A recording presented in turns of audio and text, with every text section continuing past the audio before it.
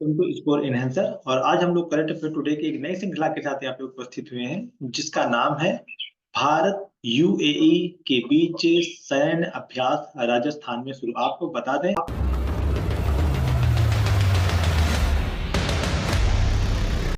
अभी हाल ही में शुरू किए जो सैन्य अभ्यास है उसका नाम है डेजर्ट साइक्लोन। तो ये जो डेजर्ट साइक्लोन है, ये अभ्यास प्रतिवर्ष होता रहता है और इस बार का जो साइक्लोन हुआ है ये भारत और यूएई के बीच हुआ है। ये एक प्रकार का क्या है, ये संयुक्त सैन्य अभ्यास है, मतलब दोनों देश की सेना आपस में एक अभ्यास करती है जिसकी संयुक्त सैन्य अभ्यास करते हैं। और इसकी जो शुरुआत हुई है वो राजस्थान में शुरू हुआ है। तो क्या है डेजर्ट साइक्लोन, इन सभी बातों की चर्चा आज हम लोग इस क्लास में करने वाले हैं।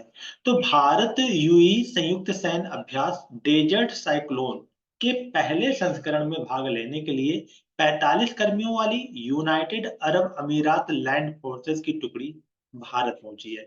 आपको बता दें, जैसे हमारे यहाँ पे इंडियन आर्मी होती है, तो यूएई की जो आर्मी है उसका नाम क्या है, यूनाइटेड अरब अमीरात लैंड फोर्सेस। ये वहां की आर्मी का नाम है और यही टुकड़ी के साथ राजस्थान में इस बार का सैन्य अभ्यास आयोजित किया जा रहा है, जिसका नाम है डेजर्ट साइक्लोन। तो डेजर्ट साइक्लोन भारत और यूएई के बीच एक संयुक्त सैन्य अभ्यास है और इसकी शुरुआत राजस्थान में आरंभ हो चुकी है। इसी के साथ ही यह अभ्यास 2 से 15 जनवरी 2024 तक महाजन राजस्थान में आयोजित किया जाएगा। तो इस स्थान का नाम क्या है, महाजन, और ये कहां पड़ता है, राजस्थान में पड़ता है। तारीख क्या है, 2 से 15 जनवरी 2024। और किन देशों के बीच है, भारत और यूएई के बीच में है।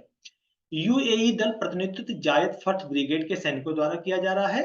45 कर्मियों वाली भारतीय सेना की टुकड़ी का प्रतिनिधित्व मुख्य रूप से मैकेनाइज्ड इन्फेंट्री रेजिमेंट की एक बटालियन द्वारा किया जा रहा है। तो आपको बता दें कि यूएई का जो दल है, इसका जो प्रतिनिधित्व कर रहा है वो जायद फर्स्ट ब्रिगेड के सैनिक द्वारा किया जा रहा है। और भारत में जो 45 कर्मियों वाली सेना की टुकड़ी है, इसका जो प्रतिनिधित्व है वो मैकेनाइज्ड इन्फेंट्री रेजिमेंट बटालियन द्वारा किया जा रहा है।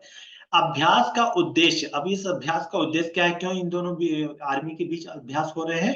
अभ्यास का उद्देश्य United national charter on peace keeping operation के चैप्टर 7 के तहत रेगिस्तानी अर्ध रेगिस्तानी इलाके में निर्मित क्षेत्र, जिसे हम FIBUA के लड़ाई सहित उप पारंपरिक संचालन में अंतर संचालनीयता को बढ़ाना है। मतलब ये जो अभ्यास किया जा रहा है, इसमें रेगिस्तानी और अर्ध रेगिस्तानी इलाके जो है इनकी निगरानी के लिए है और वहां पे शांति बरकरार रखने के लिए है कि कैसे दोनों देशों में राजस्थानी और अर्ध रेगिस्तानी क्षेत्रों में कैसे शांति बरकरार रखी जाए। यह अभ्यास शांति स्थापना अभियानों के दौरान दोनों पक्षों के बीच सहयोग और अंतर संचालनीयता को बढ़ाएगा। तो ये जो है स्पेशली विशेष रूप से देखा जाए शांति को बढ़ावा देना है, इसलिए ये अभियान किया जा रहा है। और इस तरह से भारत और यूएई के बीच जो सैन्य अभ्यास है, इन दोनों के बीच दोनों देशों में शांति स्थापित करना है, खास करके रेगिस्तान और अर्ध रेगिस्तानी क्षेत्रों में। अभ्यास डेजर्ट साइक्लोन के दौरान अभ्यास की जाने वाली योजना में एक संयुक्त निगरानी केंद्र की स्थापना, घेरा, खोज अभियान, निर्मित क्षेत्र का प्रभुत्व, हॉल संचालन शामिल है। यह अभ्यास सहयोगात्मक साझेदारी को बढ़ावा देगा, मतलब दोनों देशों का इसमें सहयोग रहेगा और दोनों पक्षों के बीच सर्वोत्तम प्रथाओं को साझा करने में मदद मिलेगी। अब एक हिंदू राष्ट्र हो गया और एक मुस्लिम राष्ट्र हो गया, तो दोनों देश यहाँ पे अपना जो साझा साझा का मतलब ये होता है कि दोनों देशों की अपनी अपनी कुछ परंपराएं हैं, कुछ रीति रिवाज हैं, तो इसी सैन्य अभ्यास के दौरान उनको भी आदान प्रदान किया जाएगा।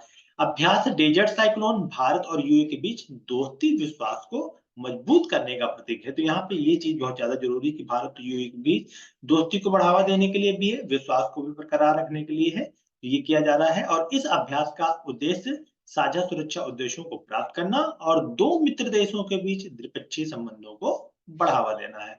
तो ये जो बातें हैं ये डेजर्ट साइक्लोन को लेकर के हैं। और सबसे बड़ी बात ये है कि भारत और यूएई के बीच जो ये संयुक्त सैन्य अभ्यास किया जा रहा है राजस्थान में, इसमें रेगिस्तान और अर्ध रेगिस्तान क्षेत्रों में शांति व्यवस्था को सुचारू रूप से चलाना है।